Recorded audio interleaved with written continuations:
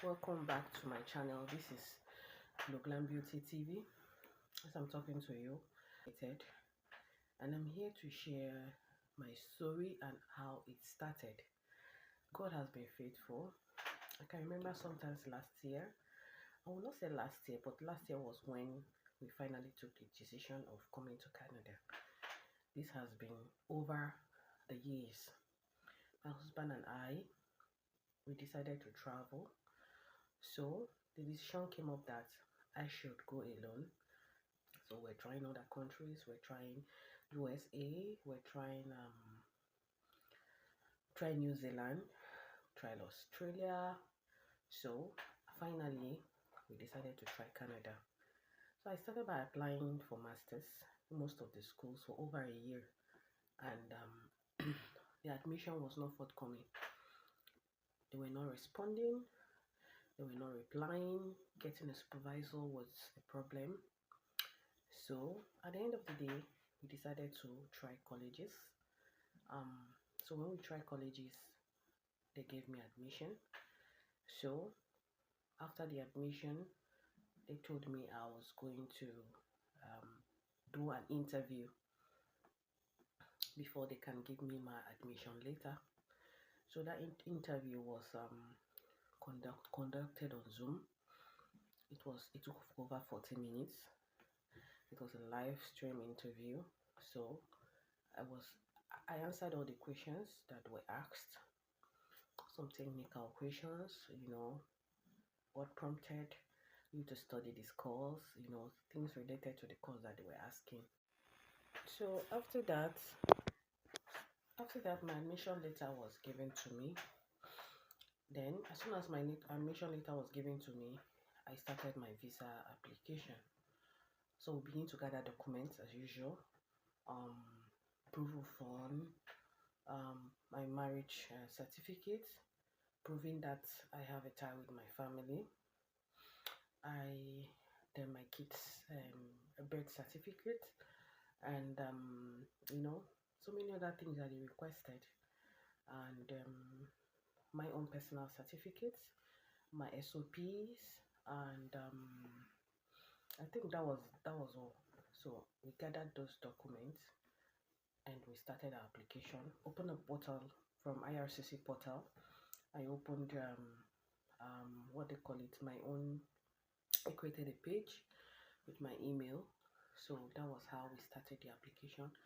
So there are so many questions they asked. It's just for you to input and answer those questions correctly. Don't lie, because whatever you say, if you lie, it might be used against you in future. You might not understand, but it might be used against you in future. So after the application was done, it was time for me to do my biometrics.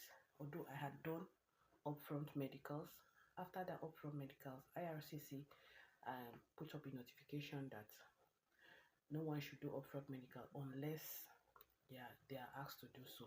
So by then I had done those stuff. Then that was around, I did my upfront medical, I think around August last year. So after the upfront medicals, everything was set.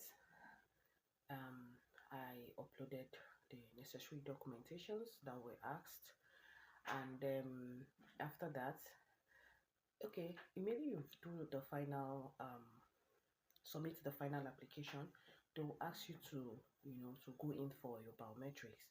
So it comes up simultaneously. So that was how I did my biometrics.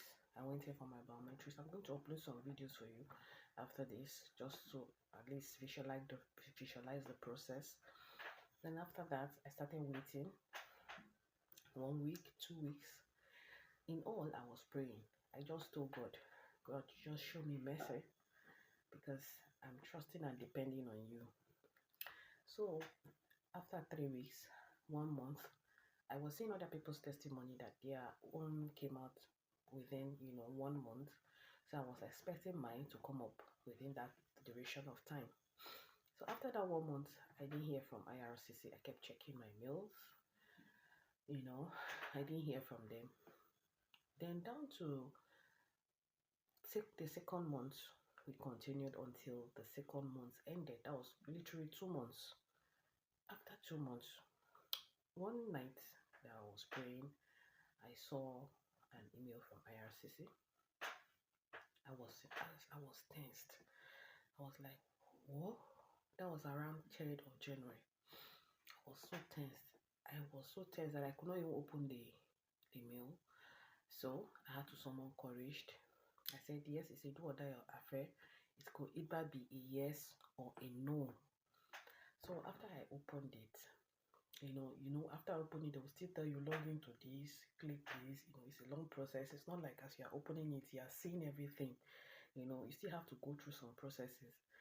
So after I opened it, I saw the decision has been taken and your visa has been approved. I shouted. I was like, wow. I was so excited that I began to thank God. I said, finally, the wait has been over. It ended in praise. God did it for me, even when I was worried, because I knew within that period, IRCC were approving people's visa within 1 month that I was seeing. It was just one lady that said 6 months, because there were some other things that they were asking her to provide. When they begin to ask you questions like that, you feel tensed. But those questions were not asked. When I checked everything, they said they don't think they'll be needing any document from me. Everything they saw was very authentic and okay. My husband, we had our landed documents. We were so prepared, because this is not a journey we started within a year. It has been taking long for over 5 years. Gathering documents, asking the necessary questions. So it's not something you just wake up one day and begin to do. I want to travel. The decision needs to be taken. You need to take your time, plan. Do the right course, and gather the necessary documents. So we had everything ready. It was just for us to upload. After my visa came out, the next thing was my husband and I decided that the time frame, because my program was supposed to start 8th of January, and my visa came out on the 3rd. I got the announcement on the 3rd, and I needed to submit my visa for stamping. Submitting a visa for stamping took literally over 1 week. So the time frame of that it had elapsed. There was no way I would have traveled down to Canada within that period. It was not possible. I have kids behind. I needed to plan with my family. So most of the decisions were not taken, because I felt I needed my visa to be approved before I begin to think of doing anything. So when my visa came out, it kind of looked okay. This is the time for you to start planning, because automatically that is when you will start planning. We gathered the money. We sent money for my school fees to be paid, which they requested for half of the payment. Then the remaining documentations, we begin to gather it. So I told myself I'll do my West evaluation, do everything I'm supposed to do, so that by the time I get in, I'll be able to apply for my PR. When it's time for me to apply for PR, I'll apply for PR. So gathering all these documents were the last things I was able to do. Initially, I didn't do them, because you cannot start doing those things when you don't have your visa at hand. I see people saying, I've gotten admission, I've paid school fees, and I'm like, wow, you've not gotten your visa, you're paying school fees for what? I don't take such risks. So you don't even need to pay school fees before IRCC approves your visa. The only thing they need is admission letter to prove that you have gotten admission, and the school has proven that you are their student. So, but for you to come in, like coming into Canada, you need to pay your school fees, so that the school will enroll you with a letter saying that yes, this is our student, congratulations, she has been enrolled. But paying the school fees before getting visa, I'm not saying it's not good though. It's your choice. If you want to pay, you pay. But to me, I can't take such risks. That money is not a small money. It's not a small money. So if you want to pay, you pay. But what I'm saying in summary is that before you pay your school fees, make sure your visa is available. That does not mean you will not have the school fees handy. I know some people do that so that they will not spend more their money. They have their reasons for doing that. But you can keep that money somewhere. As soon as your visa comes out, you wire their money to them. So that was what I did. So after that, I began to plan. I wrote to the school that I will differ. I don't think I will be able to meet up with the January classes. They asked me why. I said I need to be prepared mentally, physically, financially, and otherwise. So I wouldn't lie to myself. I was not prepared, so I needed to be prepared. So they now asked me when, and I told them I think the May would be okay for me, the May batch. So that was how they wrote my admission letter, changed my admission letter, and it was forwarded to me. So I began to work with that date. Now I have a visa, I have a date. So that was the date I was working with. Then I began to do the necessary preparation. So to cut the long story short, I think on the 20th, on Friday, I came into Canada, but I had to use Abuja to Doha, then Doha to Montreal, Montreal to Halifax. So my last destination was Halifax. So it was a long journey. I couldn't get direct. The time I booked my flight was when that dollar was going up 1.5, you know. So it was very difficult seeing a cheap flight. So I think everything I spent was around 1.8 million for flight booking. So that was it.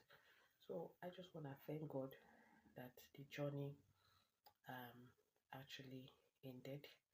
I'm going to drop a video on how I journeyed from Nigeria down to Canada, and this is the story behind the whole processes. I don't want my video to be too long. I just wanted to go straight to the point. After this, I'm going to drop a video on how everything went. I just want to encourage someone down there. If you're applying for visa, just hold on and hold tight. Be strong. Although the visa application, the IRCC change in policy affected me bringing my family, but I'm working towards something else.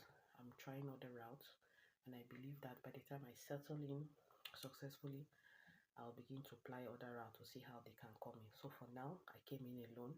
My family is still there, missing me, and I believe it's well. I'm not having a problem with it. God is definitely gonna do it and bring them to Canada. Thank you so much. So next you'll be seeing is just a video upload of how everything went.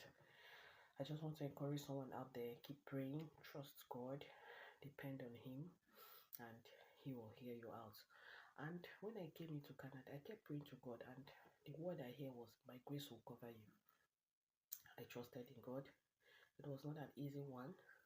I didn't have anyone, no place to stay, no accommodation, I was just praying. So immediately I booked an A&B accommodation, and God brought me to a Nigerian family. They've been so nice to me.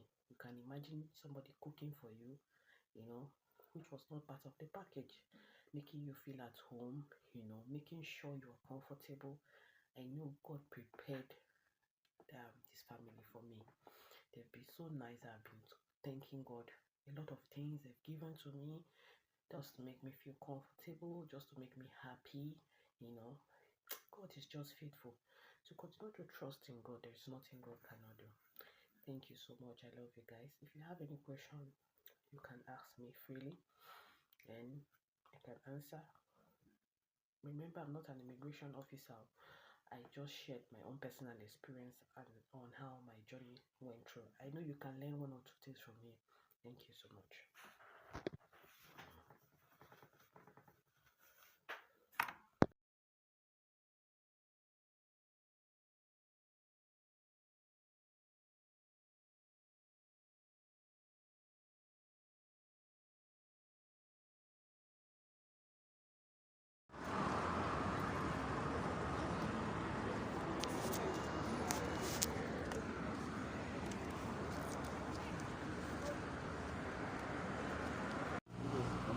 say na pump? Are they standing on the line? This is a line. Just to know whether they are doing the pump very well.